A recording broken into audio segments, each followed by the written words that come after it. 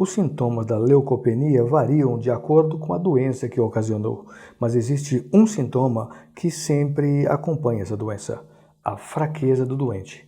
Em alguns casos, ele não consegue sequer ficar em pé. Bem, se o criminoso de fato tinha leucopenia, eu teria muitas dificuldades para explicar o embate corporal entre ele e a vítima que havia culminado com o assassinato. A vítima era um homem jovem e forte, não teria dificuldades para dominar o agressor, especialmente se ele fosse leucopênico. Eu tinha um crime para resolver e subitamente a solução havia ficado mais distante, mas ainda tinha esperanças de obter alguma coisa nova no laboratório de hematologia forense. Era para onde eu estava indo naquele momento. Meu nome é Sérgio Linares Filho, eu sou perito criminal e administrador do CDP Brasil em São Paulo. Esses são os 2 minutos de perícia.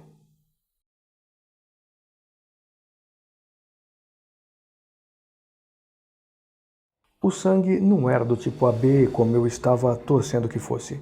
Pelo contrário, era bem comum, do tipo A.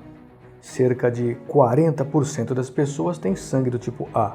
Então, esse fato não ajudaria muito. Mas o fator RH negativo atenuou as perdas, porque apenas 8% dos indivíduos são A negativo. Nesse caso, somente uma a cada 1.000 pessoas possuía aquela combinação: impressão digital em arco e o tipo sanguíneo A negativo. Isso parecia bom. Eu poderia começar a buscar por pessoas relacionadas à vítima com aquelas características. Mas a leucopenia não me saía da cabeça. Foi então que eu decidi voltar ao único lugar onde talvez eu pudesse obter alguma resposta. Já era tarde, mas não voltaria para casa sem aquilo. Visitaria a cena do crime novamente. Ainda estava preservada, eu não teria problemas. O crime havia acontecido na casa da vítima. Eu me apresentei ao policial militar responsável pela preservação da cena, que permitiu meu ingresso. Eu tinha estado naquele lugar por mais de 5 horas ininterruptas e, sinceramente, não pensava que pudesse encontrar alguma coisa nova, mas mesmo assim, lá estava eu novamente.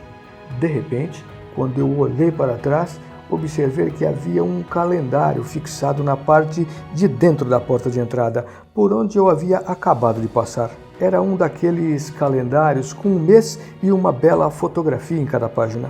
Não achei que pudesse ter qualquer relação com o crime, claro que não, mas fazia muitos anos que eu não via um daqueles. Coloquei as luvas e decidi dar uma olhada. Muito novo. Por um momento, pensei que eu tivesse sido o primeiro a folhear, mas não era.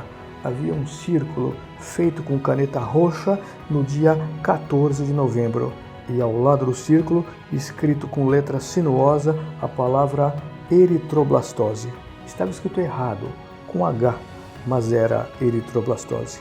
Me afastei e comecei a pensar. Eritroblastose é aquela doença que pode acometer os fetos RH positivos quando a mãe é RH negativo. Só pode ser uma coincidência, pensei, lembrando do resultado do exame que havia acabado de receber do laboratório de hematologia forense. Era mais uma peça daquele quebra-cabeça. Talvez o assassino fosse uma assassina. Aguarde os próximos acontecimentos. E esses foram os 2 minutos de perícia de hoje.